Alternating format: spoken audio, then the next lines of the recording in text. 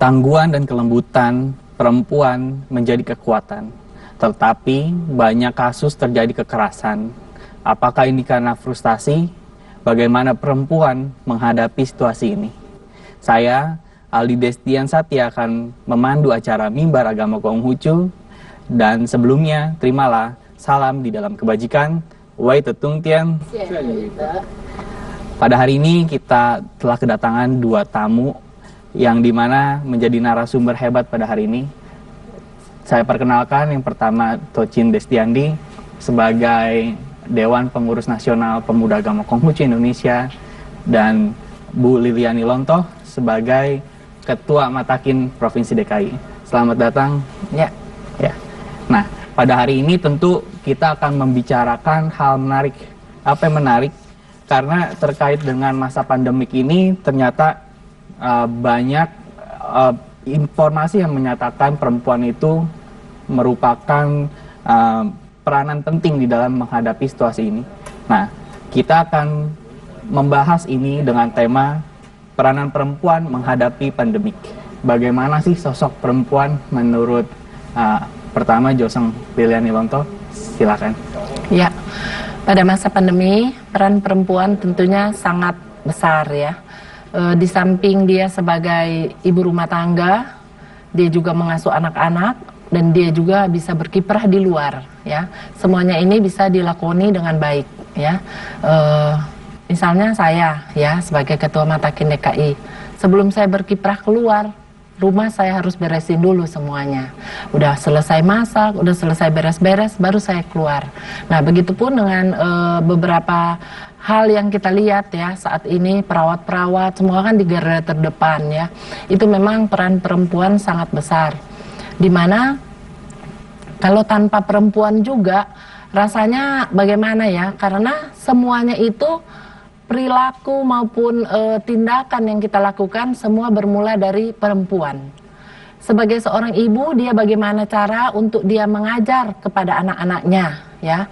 Masih dari kecil udah diajarkan ya. Kita sama dengan yang di ayat suci ya, Cukong pernah bertanya kepada Nabi Kungce, apa yang bisa dijadikan satu pegangan ya di dalam kehidupan? Nabi menjawab, itulah tepa seliro. Jadi apa yang diri sendiri tidak inginkan orang lain berbuat atas dirimu, jangan kamu lakukan itu kepada orang lain.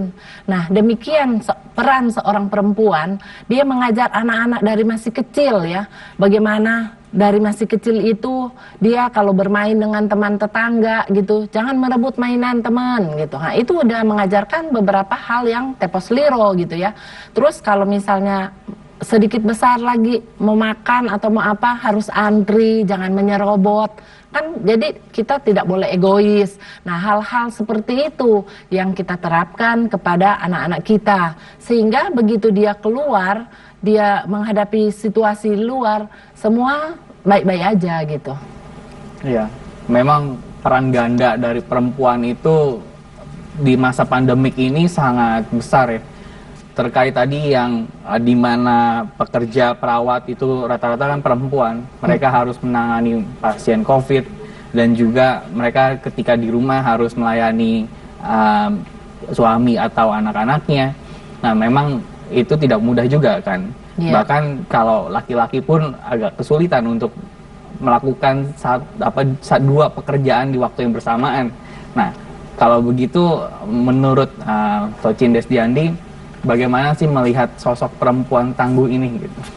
Iya, DPN Pakin itu Pemuda Agama Konghucu Indonesia itu tidak akan komplit tanpa sosok perempuan, tanpa sosok pemudi. Jadi di dalam struktur kami itu tetap ada pemudi. Dan pemudi ini sama seperti prinsip kita, yin yang, saling harmonis dan saling melengkapi. Jadi kalau ada laki-laki tanpa ada perempuan itu tidak lengkap dan tidak harmonis. Dan peranan perempuan di dalam organisasi itu sangat penting juga. Tidak hanya sebagai pelengkap di dalam aktivitas, banyak hal yang bisa dilakukan perempuan. Memang terkait perempuan ini sangat menarik banget gitu kan. Di dalam agama Konghucu ada gak sih kisahnya peranan di agama Konghucu? Ada juga sih, ada beberapa. Salah satu kisah daripada Ibu Mengce. Bagaimana dia memperjuangkan anaknya supaya memang benar-benar menjadi seorang anak yang benar ya. Soalnya begini, cerita pertama itu Ibu Mengce pada saat itu dia ada di sekitar pekuburan ya tinggalnya. Nah, di daerah sekitar pekuburan itu dia melihat anaknya itu, dia sering meniru pekerja yang menggali-gali kuburan. Akhirnya si ibu berpikir, wah anak saya kalau kita tetap bertahan di sini, besar nanti dia akan menjadi penggali kuburan. Baik. Akhirnya Nanti dia akan pindah kita lagi. lanjut lagi. Oke, siap. Kita akan rehat dulu sebentar. Ini pembincangan akan semakin menarik tentang cerita ini. Jadi tetap jangan kemana-mana pemirsa TVRI, tetap di acara Mimbar Agama Konghucu, TVRI, media pemersatu bangsa.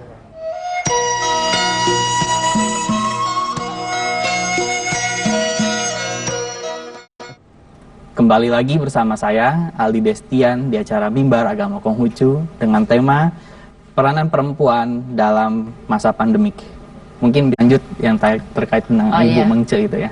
Oke, jadi dari pertama tinggal di daerah pemakaman, akhirnya Ibu Mengce memutuskan untuk pindah lagi kan. Nah, tempat tinggal kedua, mereka berada di lingkungan sekitar pasar. Nah, kembali Mengce kecil, namanya anak kecil ya, dia suka menyesuaikan dengan situasi kondisi yang ada. Dia melihat di situ banyak orang yang berjualan, akhirnya dia mengikuti cara mereka berdagang gitu kan ya, cara berjualan apa, terus melihat hal ini, sepertinya Ibu Mengce pikir, wah anak saya kalau besar kemari nanti akan jadi seorang pedagang. Itu juga nggak benar ya, dia lebih menyukai anaknya kalau menjadi seorang yang terpelajar ya. Nah kemudian Ibu Mengce pindah lagi, jadi dia pindah sampai ketiga kali. Ketiga kalinya dia pindah di dekat sekolah. Nah begitu pindah di dekat sekolah, Mengce kecil dia melihat orang-orang belajar, dia terbangun semangatnya untuk belajar, dia menjadi lebih giat untuk belajar. Akhirnya Ibu Mengce senang, oh ya disinilah tempat kita nih ya, harusnya dia ini supaya anaknya menjadi anak yang berguna gitu. Nah Mengce ini cepat sekali dia dalam belajar. Di dalam belajar itu dia cepat, sehingga di sekolahnya terkadang dia merasa bosan. Karena apa? Karena pelajaran yang diulang-ulang dia merasa itu saya sudah tahu, tapi teman-teman yang lain masih belum paham gitu kan. Karena sering diulang-ulang begitu, makanya dia pulang. Jadi ternyata dia sering bolos. Satu ketika ketahuan sama mamanya, kata Ibu Mengce, kenapa kamu pulang belum waktunya gitu kan? Bosan di sekolah, habis yang dipelajari itu saja. Nah pada saat itu Ibu Mengce sedang menenun. Itu kan mereka punya penghasilan ya, cuma dari hasil menenun. Kain yang sudah mau selesai ditenun, langsung digunting. Anaknya begitu melihat itu kaget kan, mah kenapa itu kain tenunan itu kan mahal sekali, udah mau selesai kenapa digunting? Nah akan seperti ini nasibmu kalau belajar cuma setengah-setengah gitu. Seperti bahan ini, walaupun udah kelihatan bagus sekali, udah mau jadi, dijual pasti harganya mahal. Tapi kalau sudah digunting menjadi dua, udah tidak ada nilai sama sekali kan. Tidak ada harganya sama sekali. Begitupun dengan kehidupan kamu. Maka dari situ, si Mengce langsung terbangun. Dia semangatnya itu untuk belajar, langsung dia minta maaf ke mamanya, terus dia belajar dengan giat, sampai akhirnya dia menjadi seorang rasul, pengikut Nabi Mengce. Iya, jadi boleh dijelasin juga sih Mengce ini sebagai apa sih di agama Konghucu? Mungkin Desdiandi bisa menjelaskan. Iya, Mengce ini seperti yang dibilang tadi adalah seorang rasul. Dia adalah penegak Yaceng Jiseng Mengce. Yaseng Mengce, dia adalah penegak ajaran Konghucu pada saat itu. Di mana pada saat itu banyak warga yang belum atau tidak mendapatkan pendidikan ajaran Konghucu secara baik, secara benar, maka kemunculan Rasul Mengce adalah untuk menegakkan ajaran itu untuk kembali ke koridor yang benar. Seperti itu. Iya, berarti di agama Konghucu Mengce ini mempunyai peranan penting di masa itu ya. Ketika memang ajaran agama Konghucu mulai tidak terlihat atau orang menghiraukan, Mengce berperan penting di dalam menegakkan kembali ajaran agama Konghucu. Nah, Mengce pun bisa seperti itu pasti tadi berkat mamahnya atau ibunya. Peran besar orang tua. Betul. Tapi kalau kita lihat di survei di mana perempuan ketika masa pandemik ini seringkali mendapatkan perilaku keras di dalam rumah tangga. Nah, mungkin kita bisa sharing atau kita bisa diskusi tentang apa sih yang menjadi latar belakang hal ini bisa terjadi gitu. Mungkin dari Dusun Lilian bisa sekarang ini memang apalagi pada saat pandemi ya, banyak sekali terjadi kekerasan dalam rumah tangga. Itu salah satu penyebabnya yaitu karena sang suami itu di dalam pekerjaannya mungkin di PHK atau pengurangan salary ya menjadi setengah, atau karena dirumahkan, jadi penghasilan yang biasanya diterima utuh menjadi berkurang. Nah, pelampiasan sukanya kepada orang di rumah gitu ya, kepada istri, kepada anak-anak. Nah, bagaimana kita sebagai perempuan untuk menyikapi supaya tidak terjadi kekerasan di dalam rumah tangga? Tentunya sebagai perempuan, kita tuh harus mempunyai wawasan, kita punya pengetahuan yang lebih ya.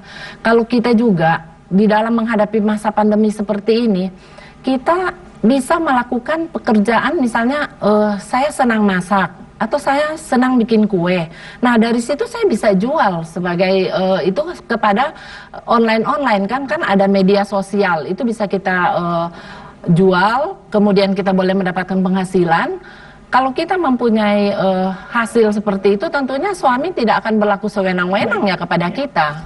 Nanti kita akan lanjut lagi. Ini semakin panas, semakin seru pembincangannya. Jadi kita akan rehat sebentar. Pemirsa TVRI, jangan kemana-mana. Tetap di acara Mimbar Agama Konghucu, TVRI, media pemersatu bangsa.